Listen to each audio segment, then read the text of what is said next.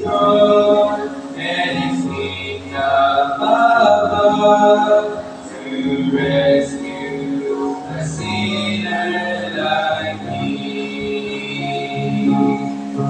To rescue a sinner as worthless as the sun to see. It's so hard to believe what happened to me. Hallelujah to Jesus, my King, my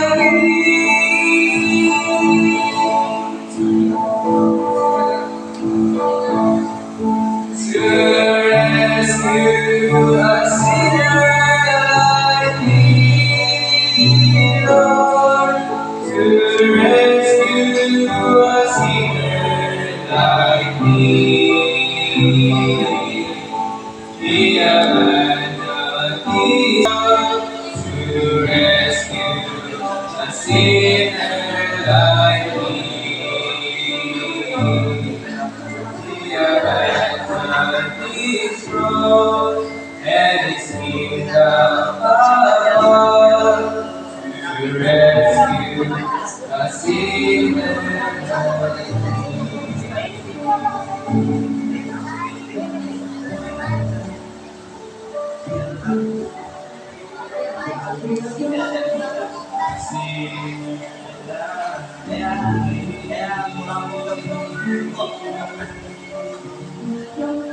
I see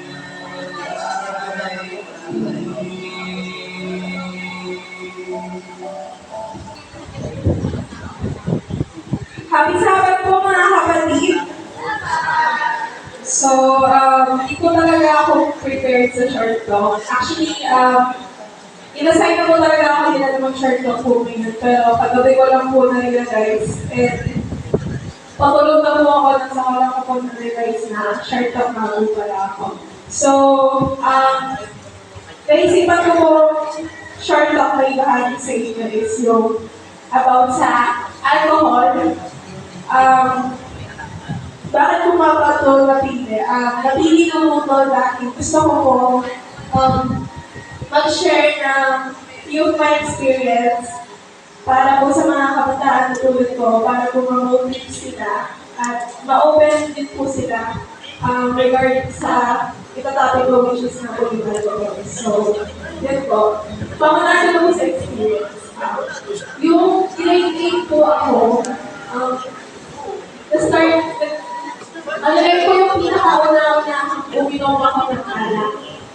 And, ayun din po yung pinakauna na lalasing ako.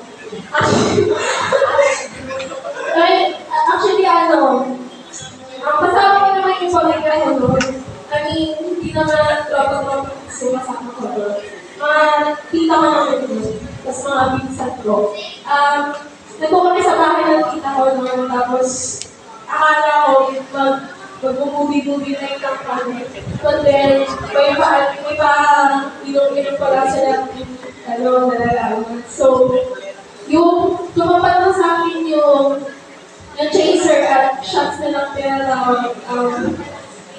Wala talaga akong alam sa chaser picture na yun lang. Na-open-minded lang ako nung nakita akong ginagawa nila yun. Tapos, yun nga, tumapat na sa akin yun. And, nagdalaw ako kung iinumin ko ba o hindi. Kasi nga, iniisip ko, sa balista ako, tapos babae ako. And then, 13 years old pa lang ako noon. So, parang iniisip ko kasi kapag uminom ako, pag ininom ko yung kahit kunting laro na yun, iniisip ko baka hanap-hanapin ko kapag nalasahan ko. Kaya, pero hindi, ininom ko ba rin. Pero hindi agad yung lasa. Kasi, dinili ako yung nalasahan ko yun. Pero, inulit-ulit ko pa rin hanggang sa mga 80% shots na ako ng test. Yun. Kasi, tapos yun. Hindi ko talaga pero gusto ko yung feeling ko na nalasing kasi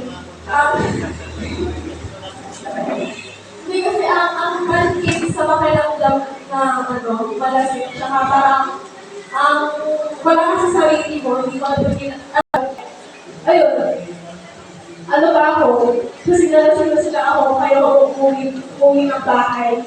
Kaya umuwi kami, itataka sila umiulan, itataka yung mga tao sa bahay ko bakit.